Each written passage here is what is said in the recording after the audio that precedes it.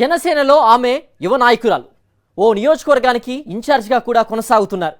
రాజకీయాల్లో తనకంటూ ఓ పేజీని క్రియేట్ చేసుకోవాలని అడుగులు వేస్తున్న ఆమె కోలుకోలేనంత అగాధంలో కూరుకుపోయారు. కారణం ఆమె చేసుకున్న స్వయం కృతాపరాధమే.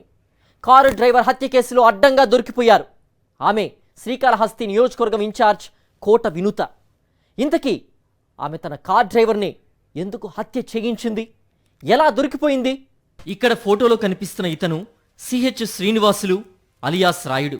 శ్రీకాళహస్తి మండలం బొక్కసంపాలెంకు చెందిన వెంకట్రాయుడు గీత దంపతుల కుమారుడు. చిన్నప్పుడే తల్లిదండ్రులు కోల్పోయాడు. ఎవరూ లేని అనాథగా మిగిలాడు.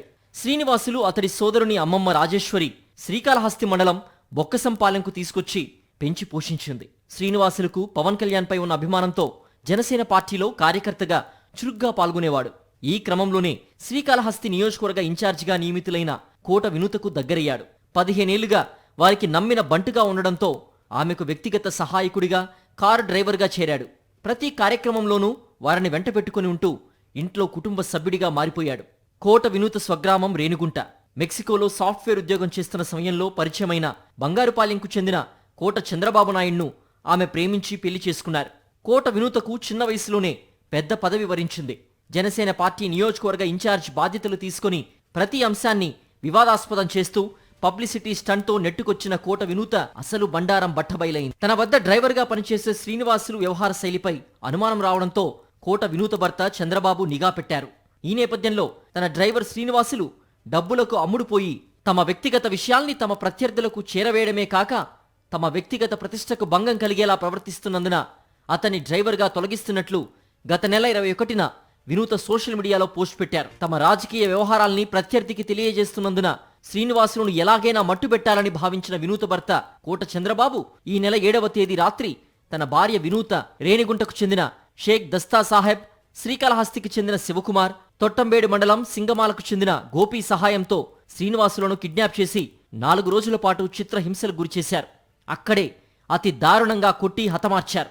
ఆనవాలు మిగలకుండా చేసేందుకు 8వ తేదీ తెల్లవారుజామున కారులో తీసుకెళ్లి చెన్నైలోని కూవం నదిలో మృతదేహాన్ని పడేసి కారులో తిరిగి వెళ్ళిపోయారు. దగ్గరే నమ్మకంగా ఉన్నాడు. వాళ్ళకి మొత్తం పని చేస్తా ఉన్నాడు ఇంట్లో.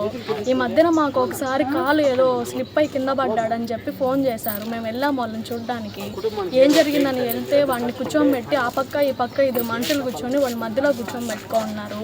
మాకు ఏమీ చెప్పనీ లేదు వాడిని. మాకు జస్ట్ అప్పటికి కాలు దెబ్బ తగిలిందని మాత్రమే తెలుసు మాకు. అప్పటికి లాస్ట్కి 21వ తేదీ ఇట్లా ఇంట్లోంచి పంపించేసినామన్నట్టు పంపించేసి వాళ్ళే ఇదంతా చేశారు. వాళ్ళ దగ్గరే పెట్టుకున్నారు. వాడిని లాస్ట్కి చంపేశారు. వాళ్ళే చంపేశారు. వినిత వాళ్ళే. మేము వెళ్ళినప్పుడు ఏ 5 మంది అయితే ఉన్నారో ఇప్పుడు 5 మందే బయటపడ్డారు వాడిని చంపడంలో.